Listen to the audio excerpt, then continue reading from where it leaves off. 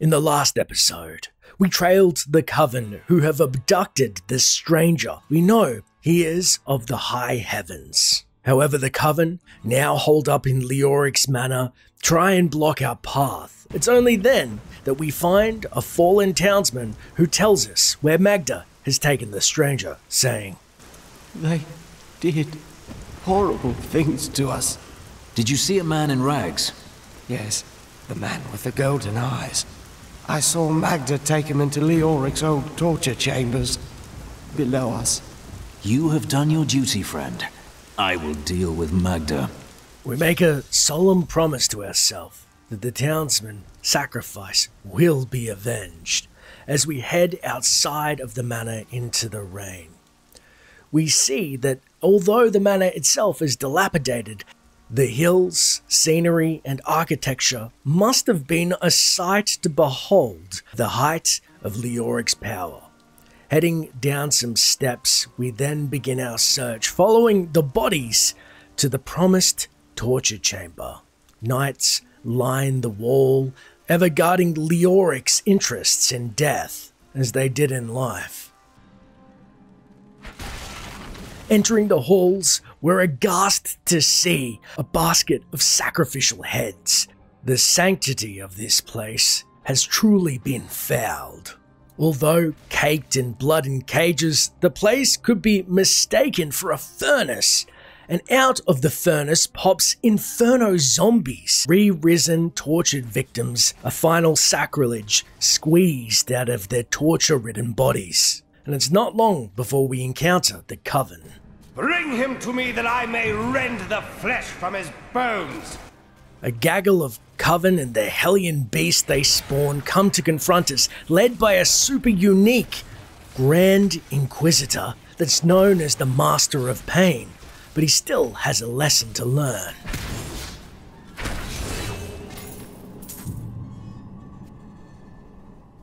It's on the second level of the torture chamber. As we cut a swath through the Coven, do we find a macabre sight indeed. Interrupting their prayers and rituals, we come closer to one of their torture devices that chews through a poor victim with rolling spikes, and a guillotine that has more heads than we care to count.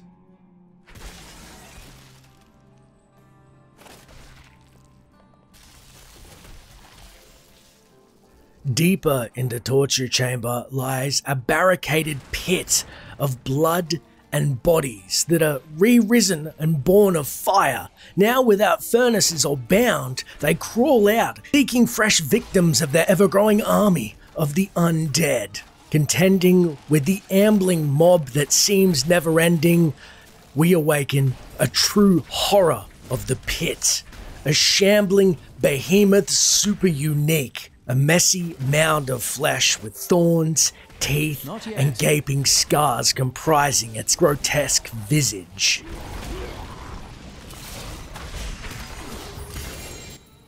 Once fallen, we see on its body some legendary braces and a journal.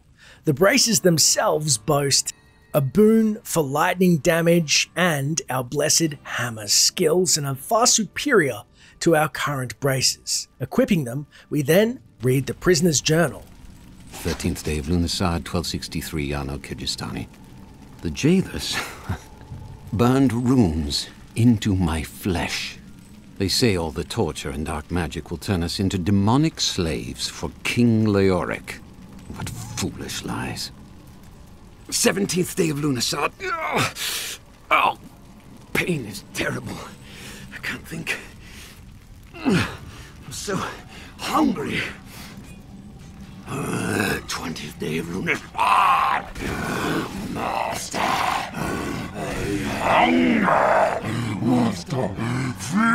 What a poor, wretched soul indeed. We wonder if he was transformed into one of the creatures, such as the behemoth we just faced. Dark magic indeed the Coven does possess, and so too their masters, Magda, and the Lord of Lies, Belial, has imparted them, and good riddance to the Skeleton King. It's then in the far corner we spy an Iron Maiden, and it has somebody alive in it. Opening it reveals. God bless you. I was certain I was gonna die in there. I heard rumors of vast treasure to be found down here. A damn fool that I am, I believed them. Don't know why I thought it might be inside an Iron Maiden.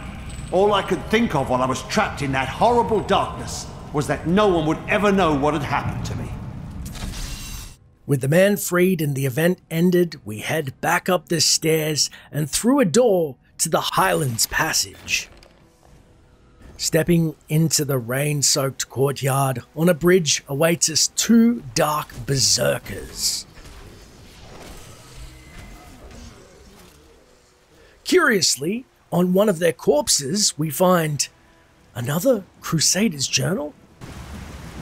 My studies indicate that a high-level cleric of the Zakarum named Akan began to sense the corruption that was eating away at the heart of his faith. He knew this corruption would eventually destroy his beloved church, and that he must take action. After much prayer, Akan hit upon the idea of an order of crusaders.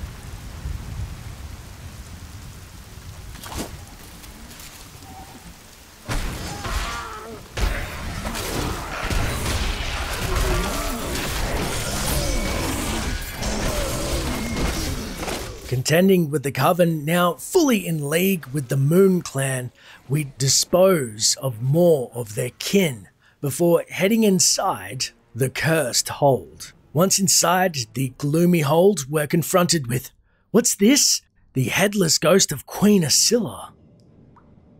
I am Asilla, once queen to our beloved Leoric.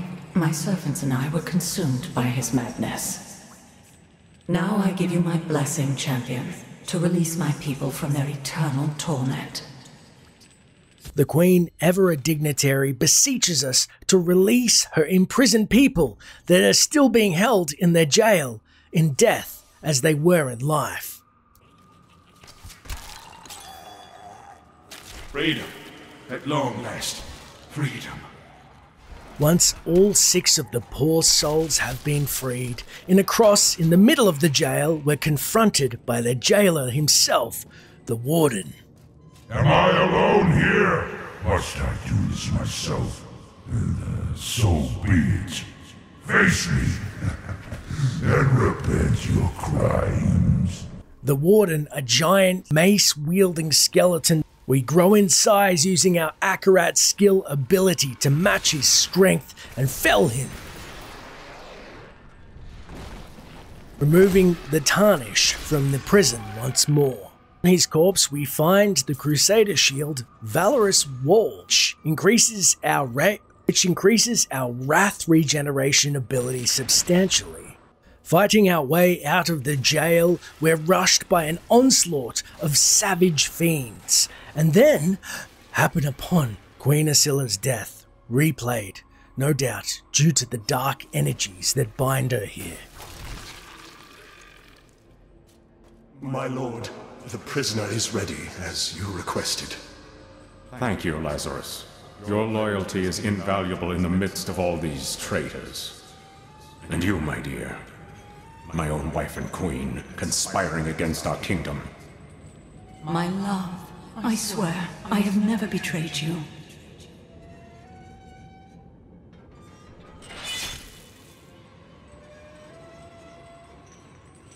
Lies. Until the very end. After the grisly scene plays out, we see in the corner the diary of the betrayer, Lazarus himself. The time of my lord's true awakening is at hand. That fool Leoric was only able to resist him because he did not yet possess his full power.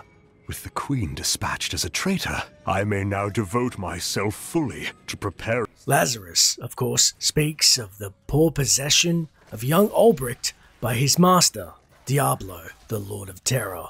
It's only after fighting through the 4th level of the Halls of Agony do we find the Chamber of Suffering. Leah must be back in Tristram crying over the old man's corpse. She'll soon have another one to cry over. Yours. Meet the Butcher.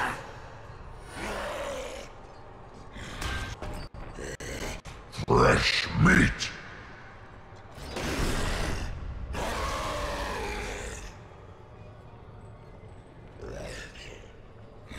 Meat good!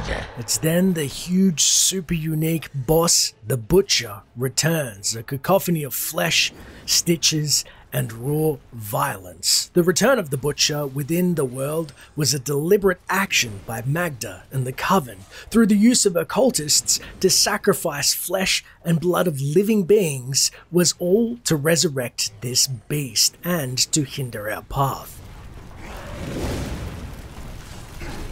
I hunger. Need meat. The Butcher can be quite formidable due to his smash, grappling hook attacks, frenzied charge, and grating underfoot is set ablaze randomly during the fight.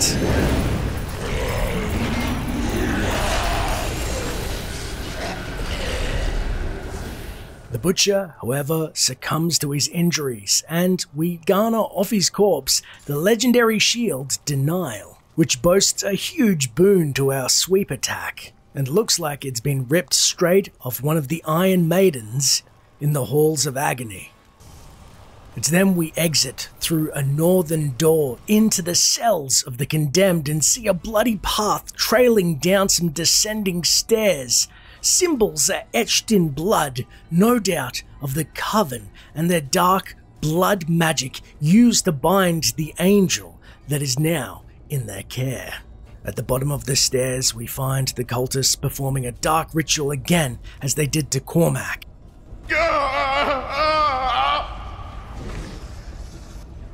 The stranger doesn't have much time. Descending down the stairs, we fling our holy shield at their fire-flinging mages. The other cultists still fervently attempt to finish whatever dark ritual that they're performing, but the strength of a crusader proves too great. The stranger, unbound from the spell, falls limply to the floor, and we realize he's gravely injured, and he says, I am dying. Angel, take up your sword! My sword.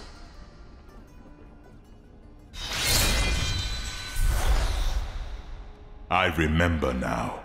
I was an archangel of the high heavens. I was the embodiment of justice. I am Tyrael. We knew that the stranger was somehow connected to angels or an angel themselves, but Tyrael, the Archangel of Justice. What a boon for the light this is that he is now free, but this spawns so many questions. Where are his brethren or his holy wings? Why has he chosen to walk the earth as a man?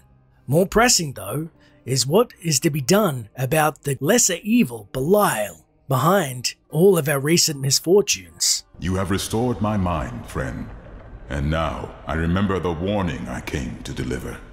Belial and Asmodan, the last lords of hell, are unleashing a tide of darkness that will drown this world. Already, Belial's shadow has fallen upon Caldeum. Then I will go to Caldeum and introduce myself to Belial. We must move quickly. Let us return to Tristram and make ready. We have many more questions. We realize we must heed Tyrael's advice and leave this unholy place. There we meet him with Leah, as he explains. Time grows short, my friends. Even now, Belial's influence is spreading through Caldeum. But how will we find him? We won't have to. Magda and her coven will lead us straight to him. I'm not going anywhere until Uncle Deckard's been laid to rest. The crusade goes on, but we must honor our dead. I have called for a caravan to guide us to the east.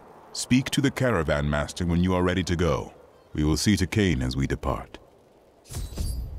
Feel for Leah and her lost uncle. It was a great loss for the light, thanks to Belial and his brothers. Tyrael, sensing our next question, expounds. Who are Belial and Asmodan? Belial is the Lord of Lies. He desires power before all other things, and his 1,000 schemes are designed toward this end.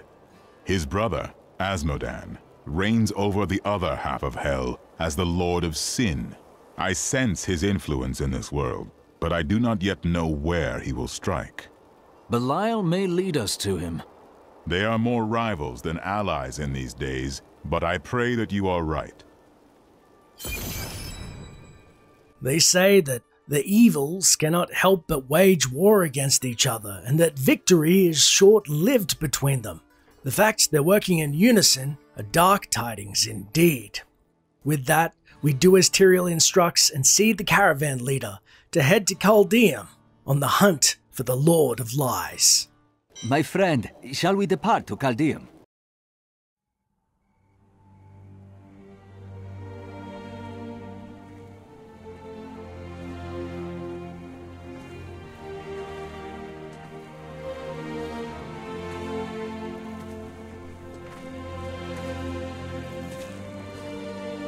It was all just stories. My uncle saw what he wanted to see. Deckard sacrificed much to protect this world. But his work is not over. What would you know about sacrifice?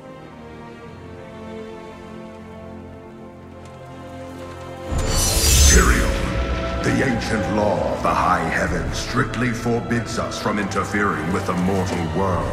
Yet you have done so, brazenly. All I am guilty of, Imperious, is bringing justice, while you hide, cowering behind your throne. Silence! You will now answer for your transgressions.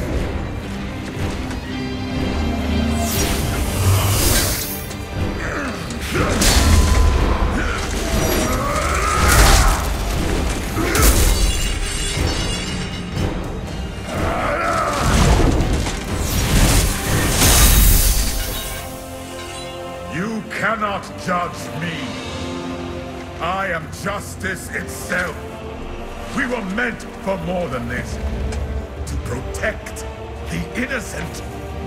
But if our precious laws bind you all to inaction, then I will no longer stand as your brother. You chose to be one of us. Sacrilege.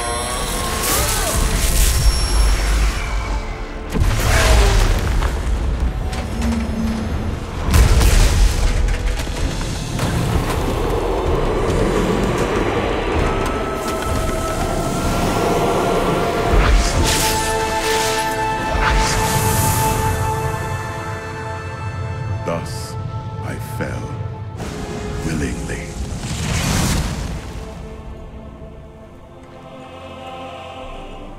Because humanity is the only hope for this world.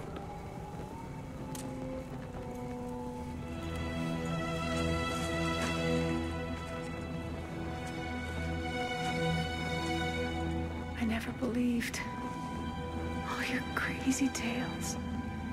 Your work. You never finished.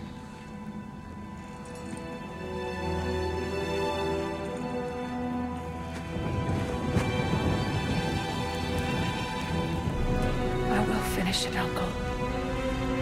I will carry on for you.